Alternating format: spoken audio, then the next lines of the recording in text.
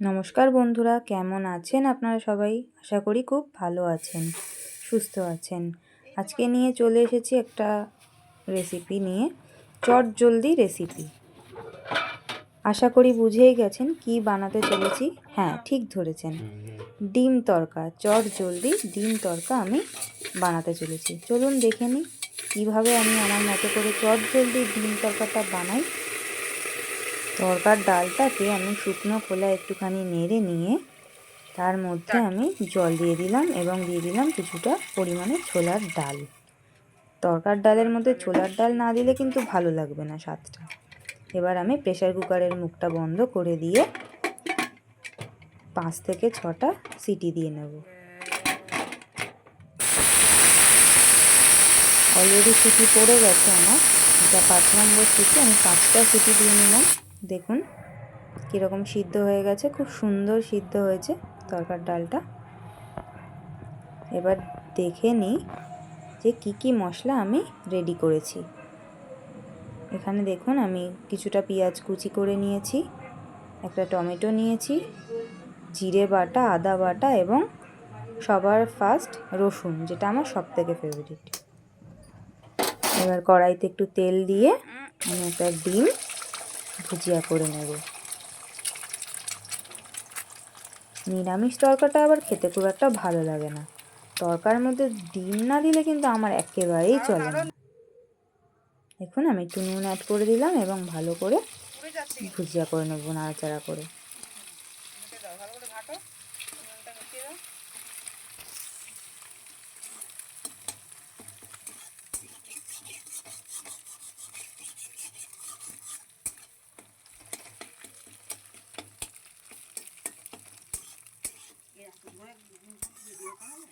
ভুজিয়াটা already হয়ে গেছে আমার, এবং সেই তেলে একটু ফোড়ন দিয়ে নেব, তেজপাতা, শুকনো লঙ্কা এবং গোটা জিরে।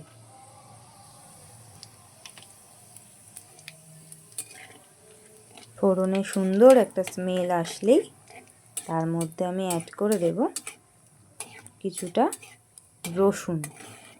দেখুন আমার প্রায় ফোড়নটা রেডি হয়ে গেছে।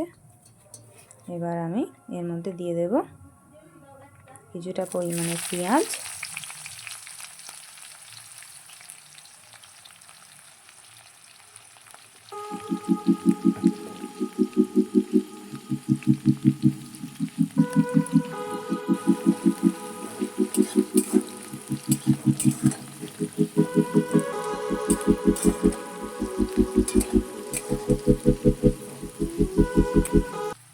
এবং রসুন এবং টমেটোটাও তার মধ্যে আমি দিয়ে দেবো ভাজা ভাজা করার জন্য।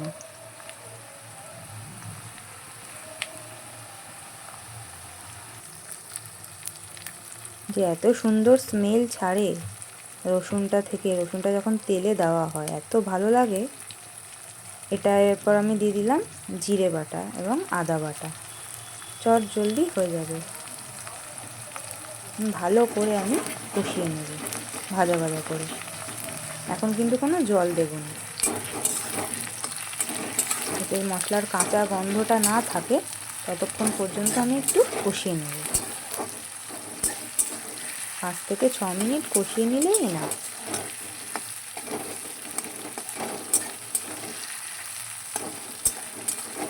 এবার আমি মশলা করার কিছু জল ছিল বাটার, তার মধ্যে হলুদ গুঁড়ো, যেমন হলুদ গুঁড়ো,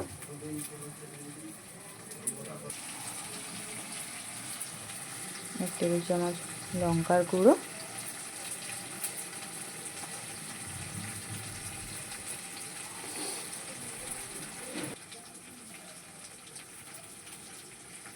এবার দিয়ে নেব স্বাদ মতো চিনি।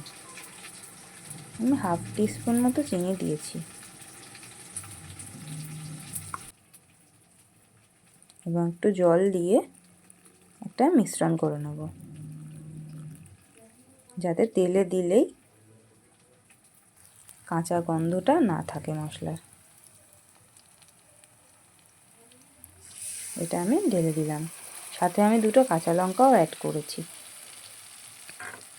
যেহেতু আমার বাড়িতে কেউ ঝাল খায় না, আর আমি একটু ঝাল খেতে বেশিই পছন্দ করি, তাই জন্য নিজের মতো করে দুটো গোটা কাঁচা লঙ্কা আমি দিয়েই দিই। দেখুন মশলাটা হয়ে গেছে, প্রায় ফুটছে ভালোভাবে। এবার এই পর্যায়ে আমি একটু নুন দিয়ে দেবো পরিমাণ মতো, আর একটু নুন দরকার ছিল, আমি একটু দিয়ে দিলাম। এবার ভালো করে নাড়াচাড়া করে নেব। দেখুন মশলা থেকে পুরো তেলটা ছেড়ে দিয়েছে, কত সুন্দর কালার এসছে দেখুন। মশলা করতে কিন্তু আমার বেশিক্ষণ সময় লাগেনি, 10 মিনিট সময় লেগেছে আমার মশলাটা করতে। এবার দিয়ে দেবো আমি কিছুটা ধনেপাতা কুচি। আমার আবার কাঁচা ধনেপাতার গন্ধটা খুব একটা ভালো লাগে না, তাই রান্নার সময়তেই আমি কাঁচা ধনেপাতাটা রান্নার সাথে মিশিয়ে দিই মশলার সাথে, যাতে কাঁচার ফ্লেভারটা যাতে আমার না আসে।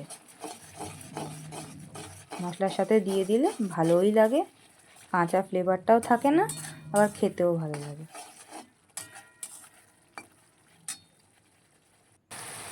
এই পর্যায়ে প্রায় হয়েই গেছে। এবার আমি তরকার ডালটা সিদ্ধ করে রাখা যেটা আমি অ্যাড করে দেবো।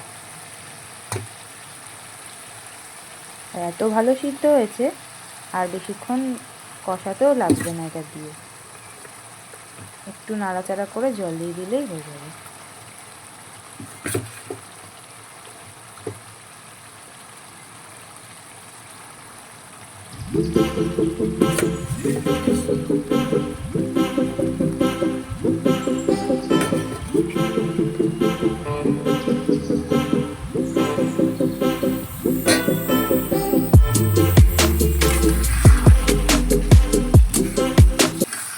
দিয়ে দিলাম তরকার ডালটা পুরোটা, এবার আমি ভালো করে মিশিয়ে নেব।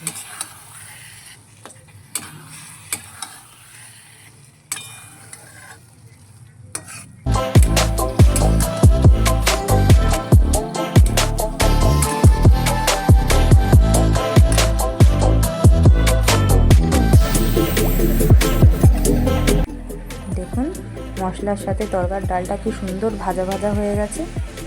এই পর্যায়ে এবার আমি একটু জল ঢেলে দেবো, একটু উষ্ণ গরম জল ঢেলে দেবো।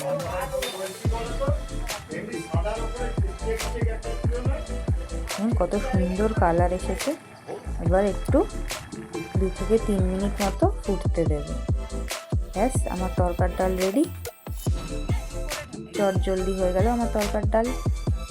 খেতে কিন্তু দুর্দান্ত হয়েছিল বন্ধুরা, এত টেস্ট হয়েছিল খেতে, আমি তো রুটি দিয়ে খুব ভালো খেয়েছি। আবার রুমালি রুটি এনেছিলাম অফিস থেকে আসার সময়। তো তরকার ডাল দিয়ে রাতের ডিনারটা আমার কিন্তু জমে গেছে পুরো। দেখুন কত সুন্দর লাগছে দেখতে, আর সাথে নিয়ে নিয়েছিলাম কাঁচা পেঁয়াজ। আমার এই চটজলদি রেসিপিটা ভালো লাগলে লাইক এবং সাবস্ক্রাইব করতে একদম ভুলবেন না বন্ধুরা। আবার ফিরে আসছি নতুন রেসিপি নিয়ে। ধন্যবাদ।